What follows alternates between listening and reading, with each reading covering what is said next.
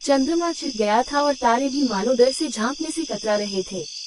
रात सन्नाटे की चादर ओढ़े थी, बस दूर से कुत्तों के भौंकने की आवाजें आ रही थी। राजीव अपनी पुरानी मोटरसाइकिल पर उस सुनसान रास्ते पर था, जिसका उल्लेख गांव वाले भाई से करते थे। गांव के बुजुर्ग उसे चेतावनी दे चुके थे, उस रास्ते पर मत जाओ राजीव, भूत प्रेत का साया है वहाँ। पर राजीव हंसा था और कहा, मैं डरता नहीं हूँ इन बेकार की कहानियों से। अब राजीव को अपना आत्मविश्वास थोड़ा हिलता हुआ सा लगा। चारों ओर पेड़ों की काली परछाइयां नाच रही थी और हवा में एक अजीब सी सिहरन थी। तभी उसकी बाइक की हेडलाइट ने धुंधली सी आकृति को रोशन किया। एक बुढ़िया सफेद साड़ी पहने सड़क के बीचों बीच खड़ी थी। राजीव ने ब्रेक लगाया, तेज आवाज में पूछा, क्या बात है माँ? बुढ़िया ने उसे गौर से देखा, उसकी आंखें मानो अंधेरे में जल रही थी। क्या तुम खो गए हो बेटा? उसकी आवाज कांप रही थी।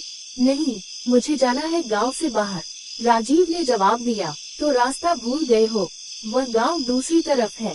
बुढ़िया हल्की सी मुस्कुराई। राजीव थोड़ा आश्चर्यचकित हुआ। गांव वाले तो कहते थे ये भूती किसी से बात नहीं करती।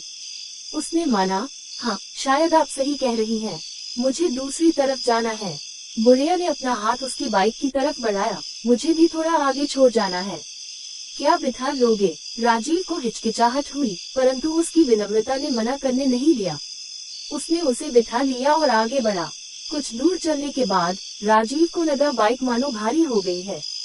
बुढ़िया एकदम चुप बैठी थी। अचानक उसने महसूस किया कि बुढ़िया का हाथ उसके कंधे पर है, ठंडा, बेजान। घबराकर उसने पीछे देखा, लेकिन वहाँ अंधेरा ही था।